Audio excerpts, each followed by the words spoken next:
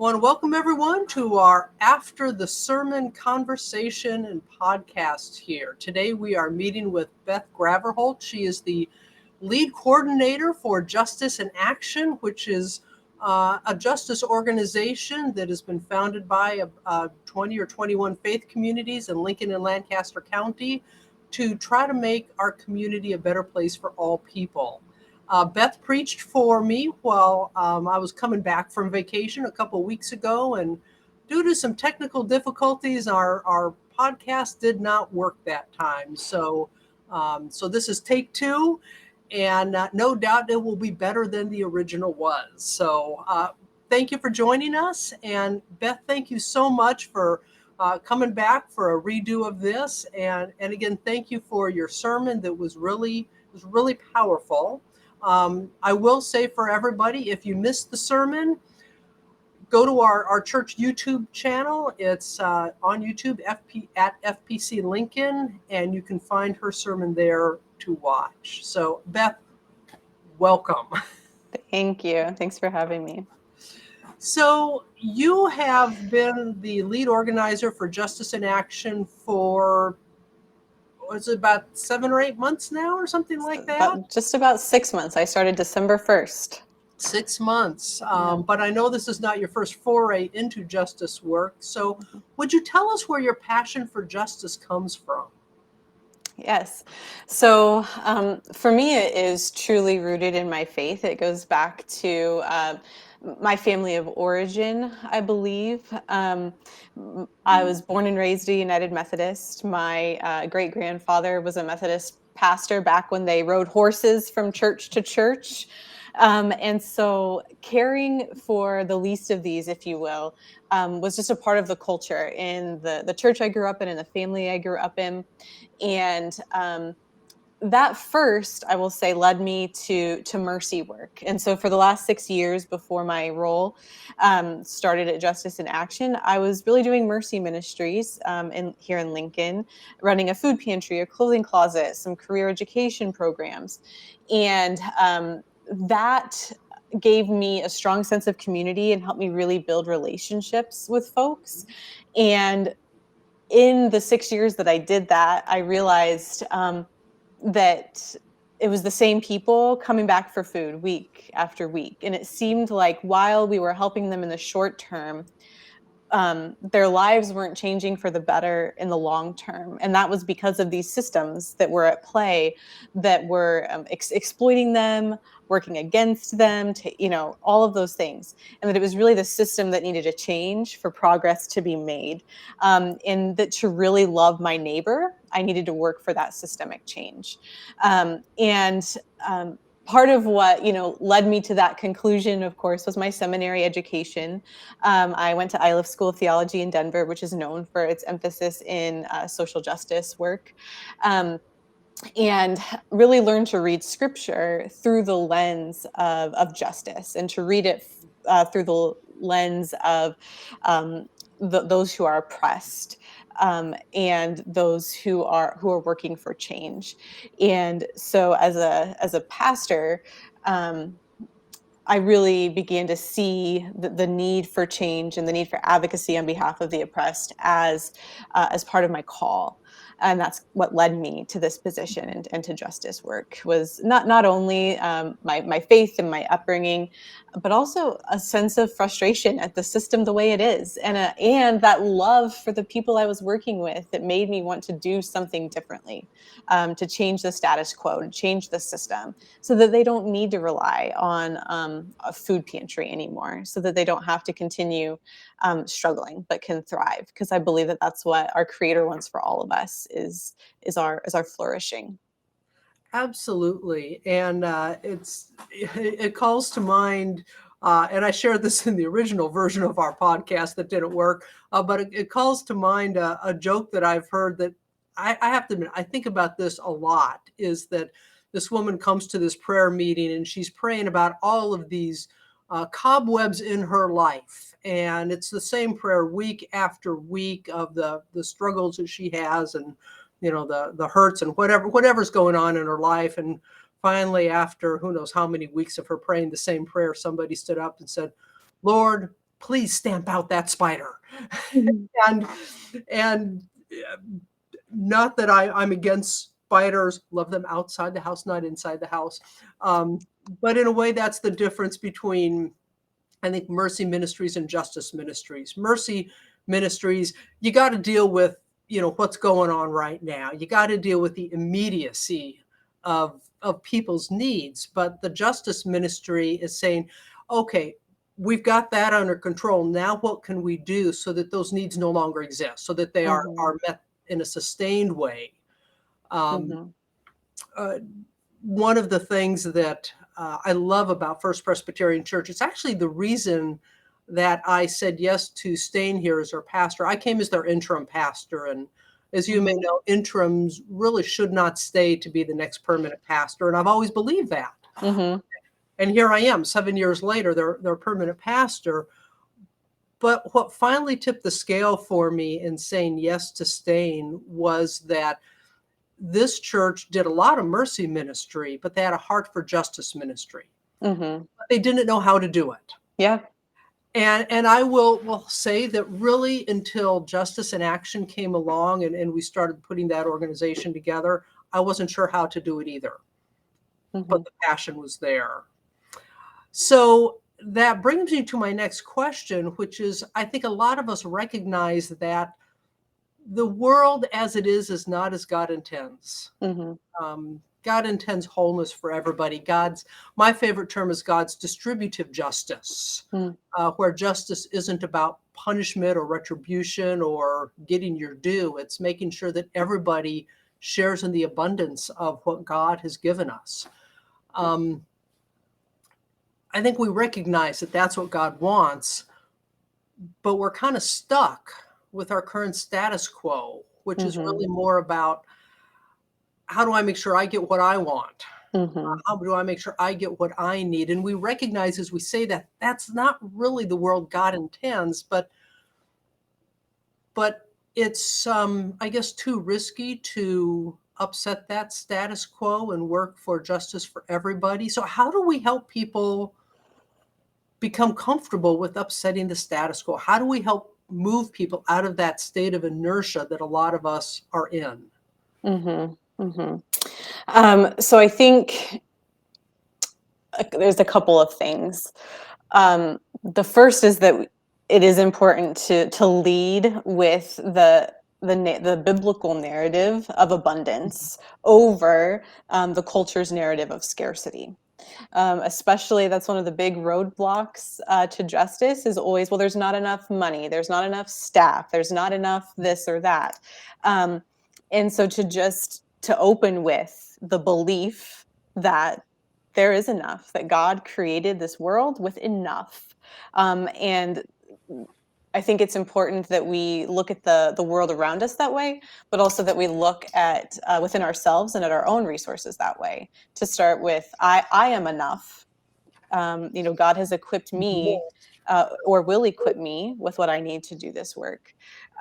So starting there with that mindset of abundance and that belief in our scriptural narrative that isn't unique to Christianity, but is found throughout many world religions. Um, so starting there, and then I you mentioned comfort, being comfortable with the status quo, and the reality is that the fix to that is just getting uncomfortable and getting comfortable with being uncomfortable.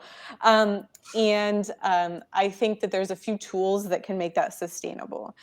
Tools that I have had to rely on, especially in the last few weeks as we led up to our big Nehemiah action, where we had over 1,100 people and had public officials who we were asking hard questions of. Um, there were some very uncomfortable moments in the last few weeks, even for me, and I know for our leaders as well. But what sustained me through that was spiritual practice, and so that does go again back to our faith. So keeping a Sabbath time, having a prayer practice, a centering practice. I'm a big believer in breath prayer. Um, so that not only centers my mind but also my body. So there's those spiritual practices, and then also the practice of community. That again is fundamental to the justice work that we do as Justice in Action. So apart from much of the justice work that I had seen before this organization came along, which was very still individualistic, like I'm as a person going to write a letter to my senator, which is all fine and good, but it's an individual practice. In order to really change the status quo and to get the courage to do that, we need community. We need to support each other. And that is built into our process, which is part of what I think makes it great, is that while we try not to make meetings a free-for-all where everybody gets to talk, we get everybody's input in a pre-meeting. Then we have a spokesperson who leads the conversation, knowing that the other people in the room are supporting them. And then we all follow up together with affirmations and constructive suggestions for how to do better next time. So having that supportive community is, I think, another thing that can make it sustainable to get uncomfortable enough to actually change the status quo. So knowing that you're not in it alone is important. I think all of that is key. And I also echo the prayer practices, the breathing practices, the spiritual practices, because it reminds us we are connected to something and someone larger than ourselves. And we're a part of something larger than ourselves. And sometimes we do forget that. And those prayer practices and the spiritual practices connect us with that higher power. And I don't know how I could do this work without that. But I heartily echo the community aspect, because I think that's where a lot of us get stuck. Is it's like, well, I'm just one person. What can one person do?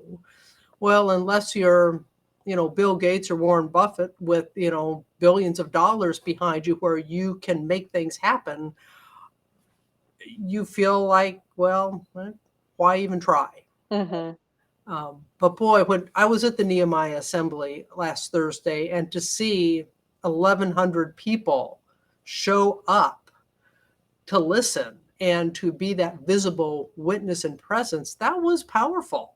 And I'll be honest, we had about 44-ish people from our church or dragged along by people from our church show up. And I looked at that and it's like, I really feel good about what we're doing and our possibility of making a change. Yeah.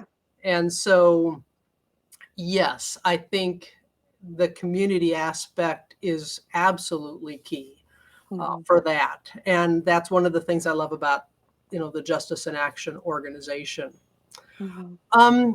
Since we've touched a little bit on the Justice in Action organization, can you tell us a little bit more about what it is, what we're doing, and how people can get involved? Yeah.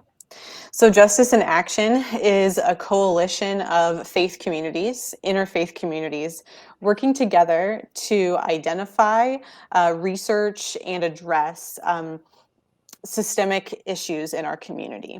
And so we do that through a process that repeats year after year. We begin with listening, or as the biblical character Nehemiah said, hearing the cries of the people. So we hear the cries of the people in a listening process in the fall. We ask the question, what keeps you up at night worrying? And so, for instance, last fall, what we heard was a lot of stories about people not being able to access the mental health care that they or a loved one needed.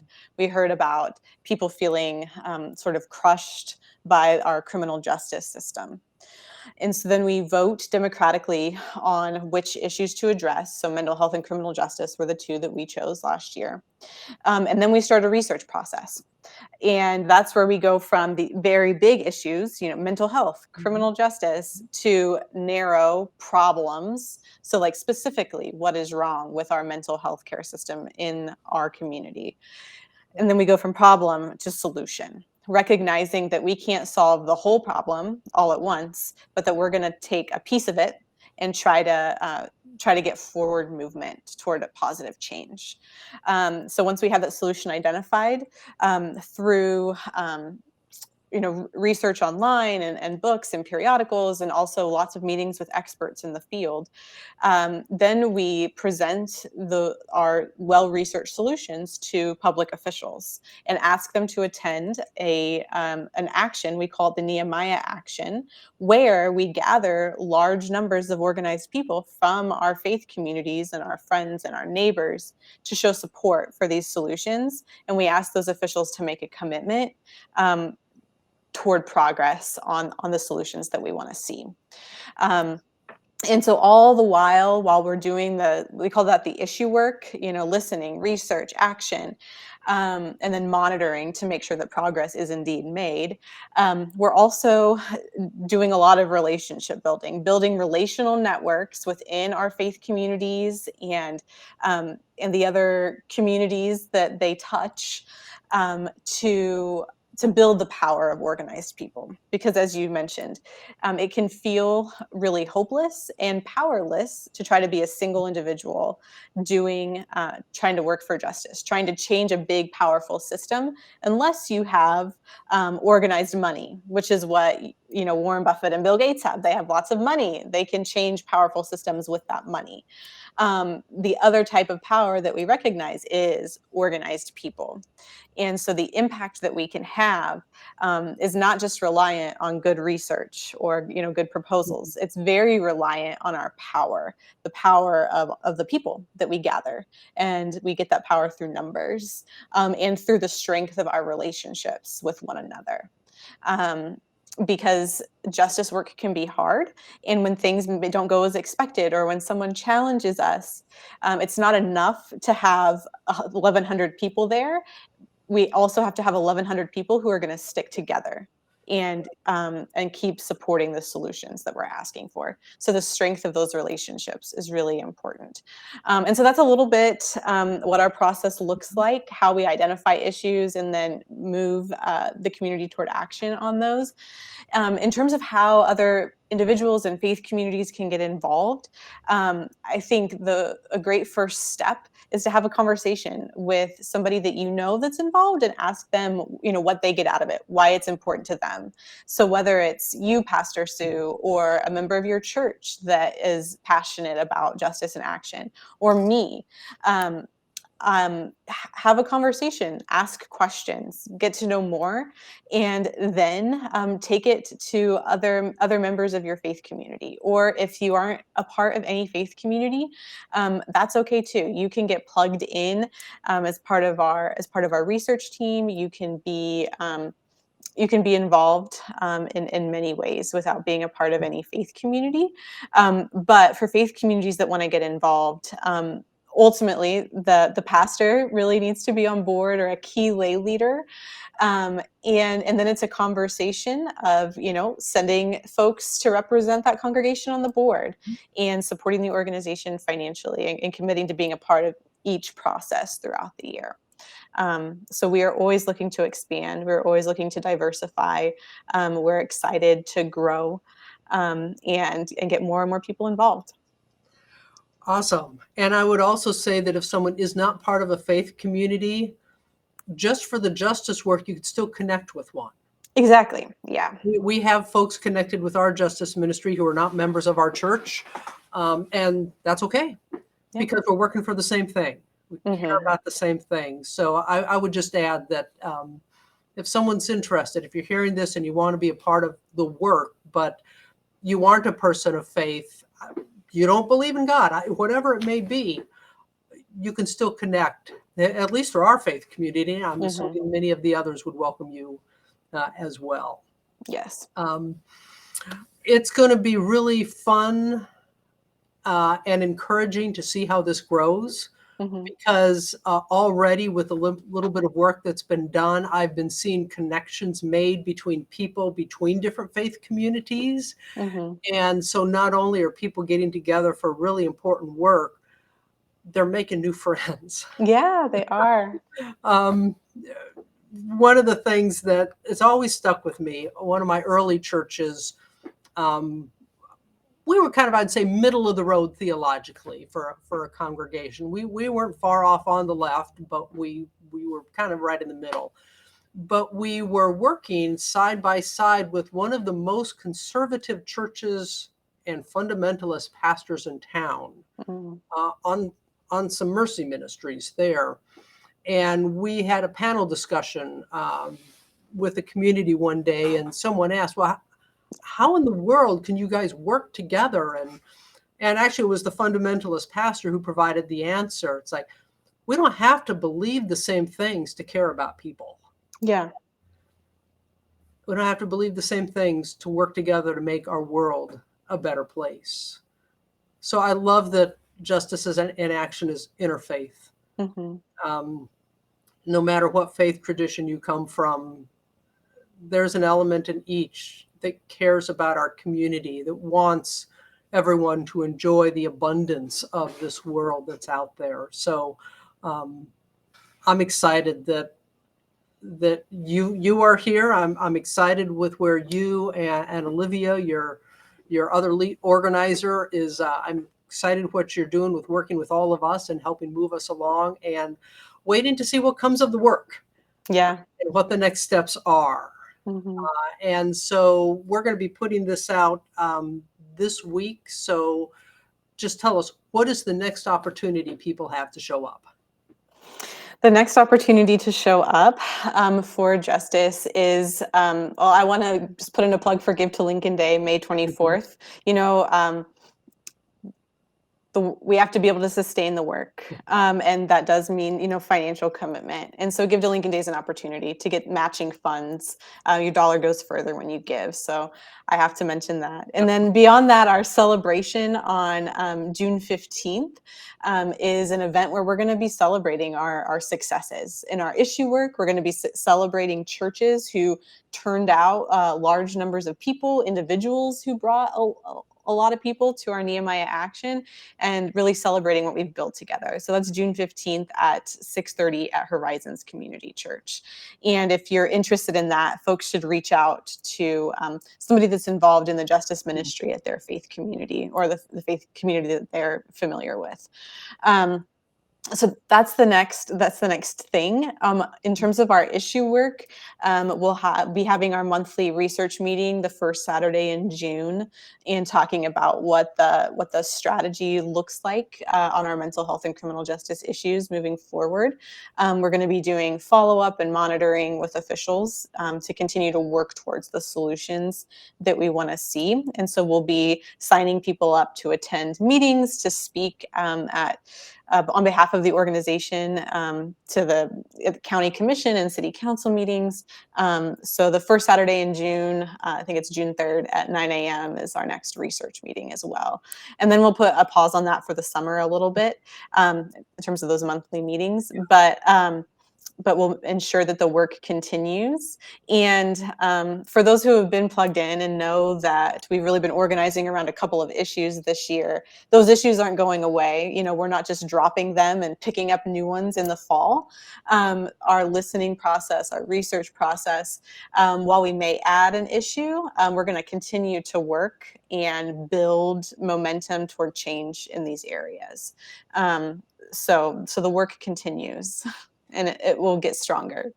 Wonderful, wonderful. So hope you all heard that. There's many ways you can show up, and I'm sure if they go to the Justice in Action Facebook page or website, they could also read more about it themselves. So Yes. What's the website URL? justice-in-action.org. And the Facebook is, how do they get to that? Justice in Action Lincoln. Okay, so that's how you find those two sites, or connect with myself and I could get you connected, or anybody else who's involved in it. Yeah. Beth, thank you. I really appreciate you taking the time to do a take two on this. And this is great. It's the other one was before the Nehemiah assembly that so many folks showed up at. So it's nice we could give an update there. And thank you everyone for listening. And again, I hope you want to be involved. And if you don't know how, reach out. We'll help plug you in and get you involved, so you know that you're a part of making a difference. Absolutely. Thank you, Pastor Sue. Okay. Thank you so much. So we will close this out, and subscribe to our podcast if you haven't, and keep watching.